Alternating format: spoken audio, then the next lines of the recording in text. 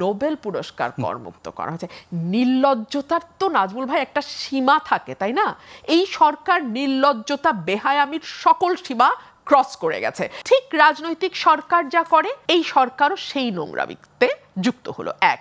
দুই হলো, বাংলাদেশে আজকে আপনি এই নিউজটা পড়ছিলেন, আমি এটা এখানে নিয়ে আসছি বিকজ আর্গুমেন্ট ফ্রেম করতে হলে এই ঘটনাটা আমাকে আনতে হবে।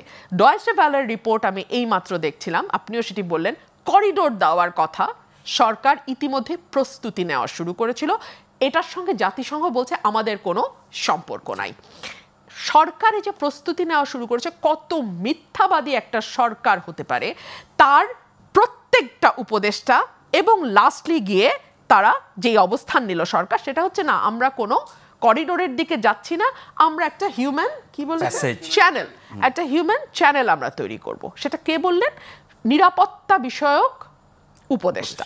এবং নিরাপত্তা উপদেষ্টার অধীনে 3 বাহিনী বাংলাদেশে কর্মরত। এই নিরাপত্তা উপদেষ্টা বললেন না এটা হিউম্যান চ্যানেল। আজকে জাতিসংঘ স্পষ্ট করে দিল এটা করিডোর ছিল এবং সরকার সেই প্রস্তুতি নিয়েছিল। আবার বলছে জাতিসংঘ জড়িত ছিল, আবার জাতিসংঘ জড়িত ছিল না। আপনি 3 নাম্বার, এই যে বাজেট মাত্র দিল, তাই না? এই সরকার আমরা আশা করেছিলাম বাজেটে একটা গুণগত পরিবর্তন আনবে, অর্থাৎ মানুষের লাইফের সঙ্গে সম্পৃক্ত যেই বিষয়গুলো, শিক্ষা, স্বাস্থ্য, সামাজিক সুরক্ষা, বেকার সমস্যা, কর্মসংস্থান, বিনিয়োগের সমস্যা, এই জায়গাগুলো সরকার অ্যাড্রেস করবে এবং সেগুলোতে কি করে বরাদ্দ বাড়ানো যায় এবং সেই বরাদ্দ যথাযথ জায়গায় যাতে ব্যবহার হয় সেটা এনশিওর করা যায়, সেটা নিশ্চিত সরকার কাজ করবে। কারণ আমাদের রাজনৈতিক সরকারের ব্যাপারে সবসময়, বিশেষ করে গত 15 বছরে আমাদের ভীষণ কমপ্লেইন ছিল, শিক্ষা খাতে বরাদ্দ জিডিপির 6% হওয়ার কথা, সেটা মাত্র আমাদের 2%-এর মতো। স্বাস্থ্য খাতে বরাদ্দ 5% হওয়ার কথা, সেটা মাত্র 0.78 বা 0.79%।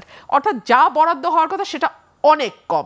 সামাজিক সুরক্ষা খাতে অনেক কিছু, পেনশন, ভাতা, গ্র্যাচুইটি সব কিছু মিলিয়ে টিলিয়ে অনেক বড় অঙ্ক দেখানো হয়, কিন্তু একেবারে সত্যিকার অর্থে গরিব মানুষের হাতে পৌঁছায় তার 10 ভাগ বা 20 ভাগের 1 ভাগ। সেই জায়গাতে যদি পরিবর্তন সরকার আনতো, ওই বৈষম্যটা দূর করতে পারতো, তাইলে আমরা বুঝতাম যে না, সরকার সত্যিকার অর্থে একটা পরিবর্তন বা একটা সংস্কারের দিকে যাচ্ছে। আপনি আমাকে বলেন সেই জায়গায় আমরা বাজেটে কি দেখলাম?